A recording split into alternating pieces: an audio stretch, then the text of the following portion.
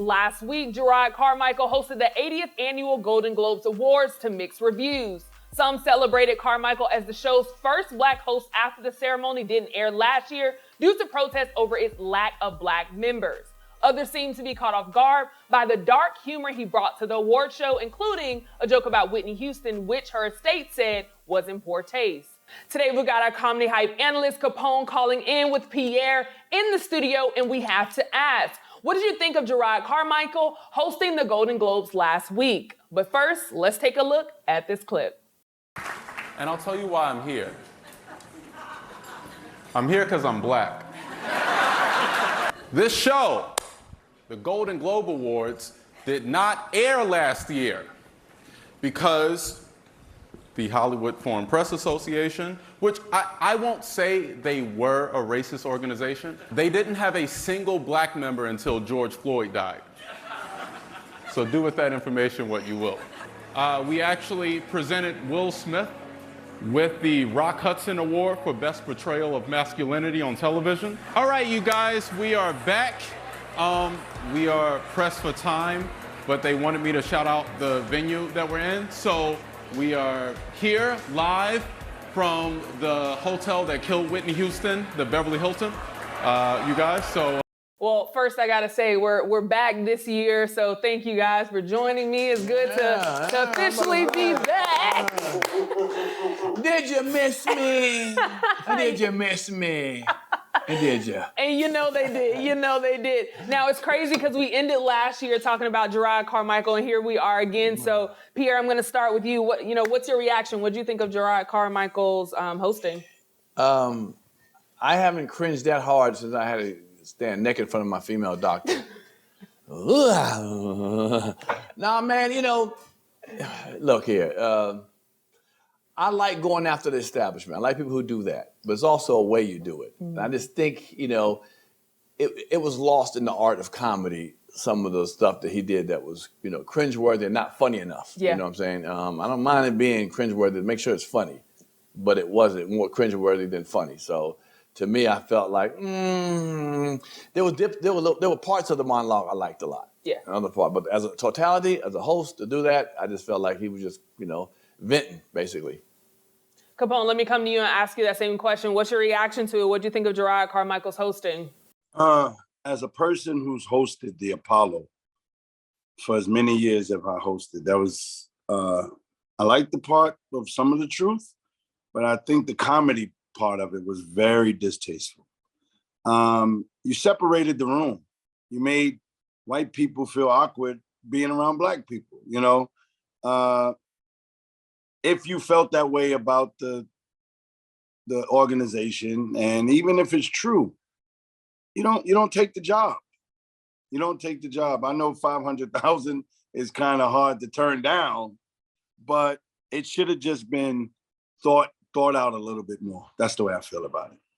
Absolutely. And like I mentioned, there are a lot of people that feel the exact same way, including Whitney Houston's estate, who said, some of the joke that he made about her was very distasteful. But also there was an American writer and theater critic, Hilton Owls, who actually made a post. He made a very lengthy comment, but I'm only going to read some of it. And here's what he had to say. He said, and lastly, you do not believe any of this has to do with the human experience other than your own and being gay. Take it from me. It is not an occasion to be rewarded or make you exempt from caring for other people because of your pain. Pretty much in this caption, he was just talking about, Carmichael talking to people in the way that he did, not really taking into account how they may feel, some of the jokes that we heard. So Pierre, I want to come to you and ask, we've heard Jerrod Carmichael criticize Dave Chappelle for talking about gay people. So I want to ask you, do you think Jerrod being gay gives him the right to say whatever he wants?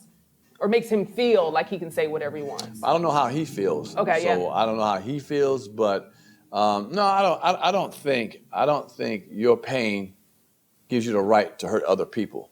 You know what I'm saying? And I understand hurt people. And for him to talk about Chappelle and the way he talked about Chappelle, Chappelle's monologue on Saturday Night Live was just brilliant.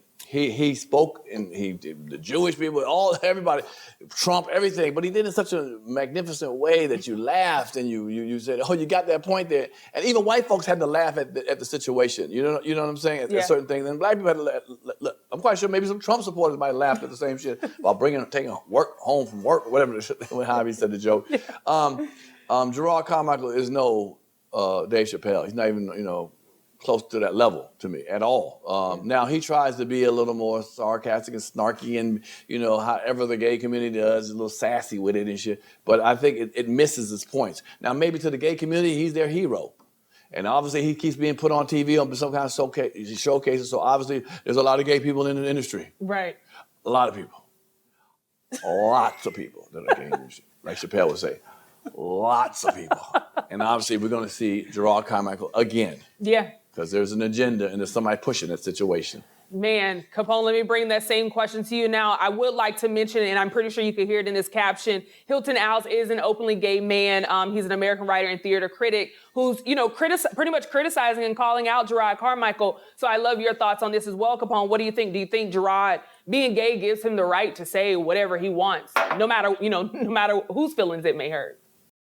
I think it would have been a little more leverage for him if he would have went the gay card instead of the black card, saying that he was the host of the show just because he was black. No, we know you're the host of the show because you're gay.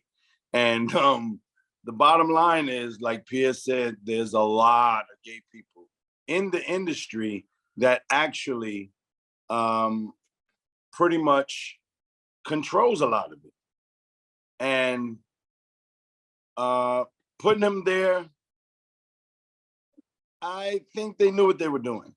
It's okay because regardless of what we might think, somehow the critics or whatever you want to call it has the ratings went up. Everybody's talking about it, whether he did a terrible job or not. And that's what you want in TV, ratings. And so I think that he was used as a pawn and he fell for it. Yeah, and you're right. It was a lot of ratings, but at the behest of another black host, right? I don't go for that. It might be a little while before another black host becomes that because of what this nigga did. Right. Okay, so sometimes we gotta look bigger than ourselves, So I think he could have maybe destroyed the next black host, for a while. Yeah, and I guess that kind of answers my next question, but I'll still throw it forward just in case you want to add to it. Capone, I'll start with you with this one. So do you think that, Jerrod's style of comedy was the right fit for an award show? I know specifically to the Golden Globes, this is the first black host that they've had in its entirety. So, do you think his style of comedy is the right fit for an award show where he's supposed to be celebrating? I know you mentioned, separating the room. What are your thoughts, Capone? I don't find him funny. I mean, I don't know much about him, but from what I saw, he definitely has cleverness. He's clever, and he speaks his mind.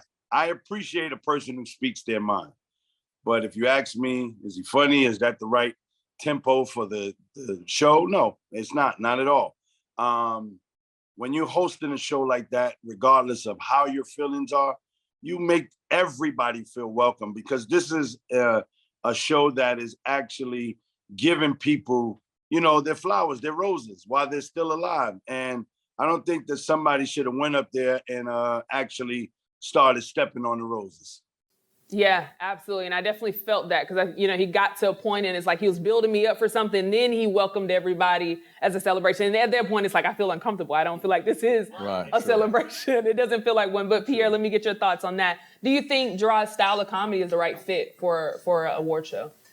No. It's not.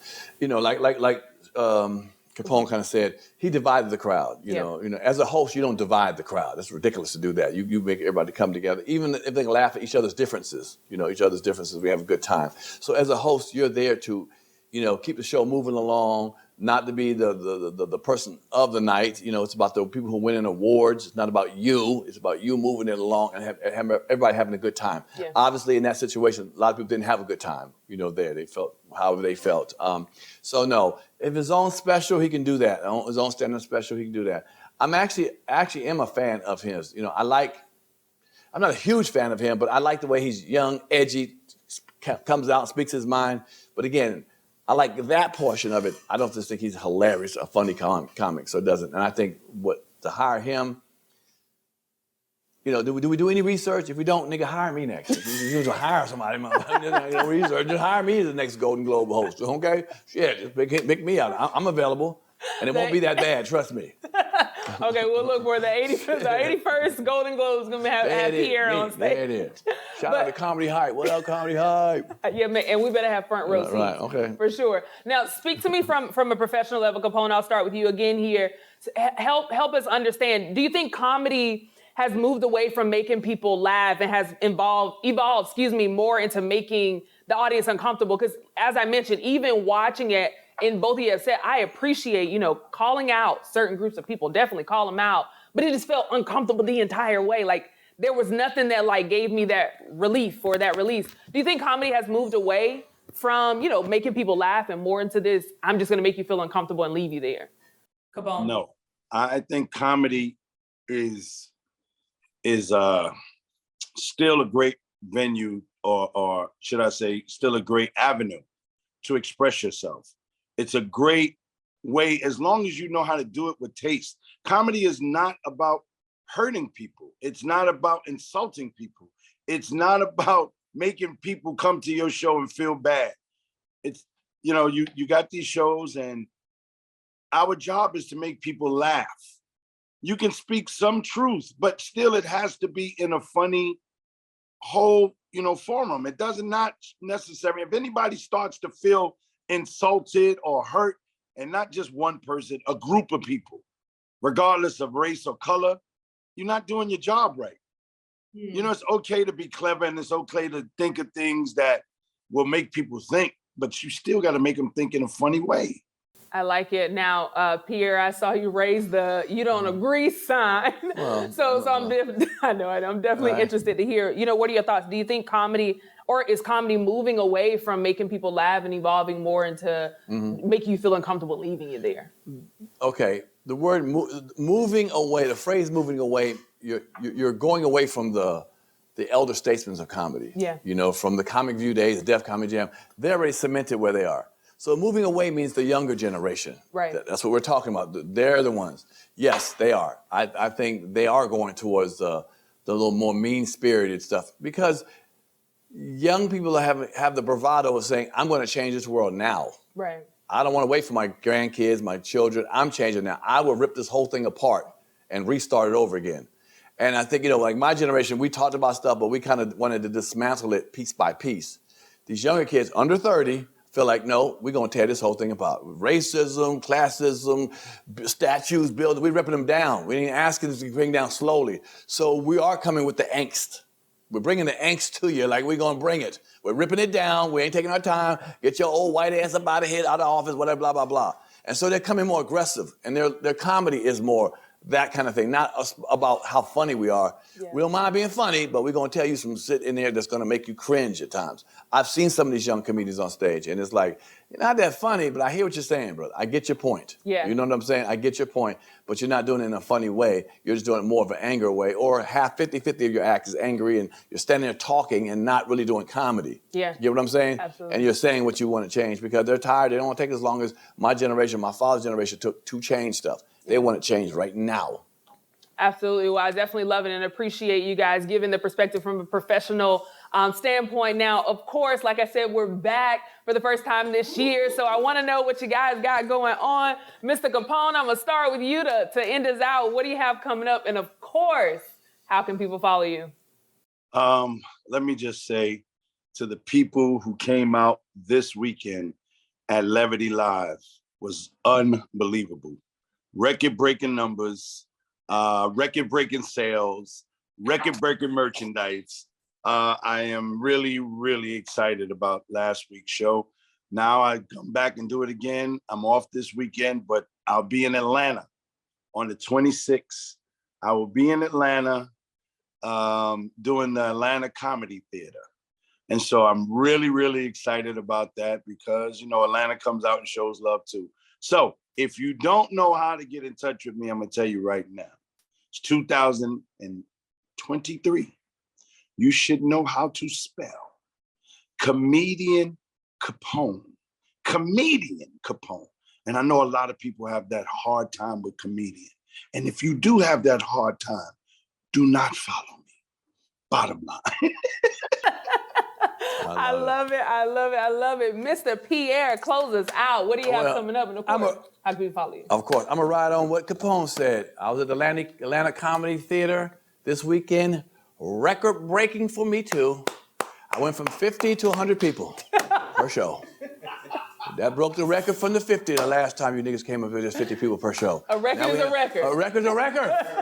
we doubled it. Exactly. We got 100 per show. Good looking out, the 100 came. We started a new season of Pierre's Panic Room. I got some dope interviews. I got Linnell coming up this week with Steven Jackson coming through. He fell through this week. So please check it out on my social media, on my YouTube channel. Check out Pierre's Panic Room. We got a whole bunch of comics I did this year. Over the little break we had, I filmed a lot of people. Carlos Miller.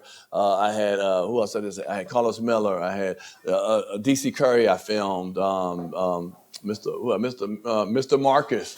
You know, Mr. Marcus is out there. Don't boo, you know what it is. So yeah, but I'm happy to be back with the family, man. I'm really excited. When we were on the little hiatus, my show took a hiatus too. Yeah. Everywhere I went, man, people were just screaming out, man, yo, man, we love you. We know Comedy Hype, man. Keep doing it. Keep doing it. So I appreciate the fans that out there just loving us on the show right here. So thank y'all. And again, an old fashioned of like Varnell Hill. And did you miss me? And did you miss me? Comic Pierre, COMIC-PIERRE. So at Comic Pierre everywhere. Tell me you see me on the show, man, and we'll holler at you back. I love it. Absolutely. Again, welcome back. I appreciate being here and looking forward to a new year with you guys. But you heard from us. Now we'll hear from you in the comments below. What did you think of Jerrod Carmichael hosting the Golden Globes last week? For Comedy Hype News, I'm Symphony Thompson. Put it in the comments. In the comments. Hi, I'm Symphony Thompson. And one thing that my mama has always told me is, watch your tone, because I'm not one of your little friends. If I'm not alone and you've experienced this as well, like and share this post. And don't forget that you can join our movement by getting your very own My Mama Black hoodie at comedyhype.com/shop. We're in this together.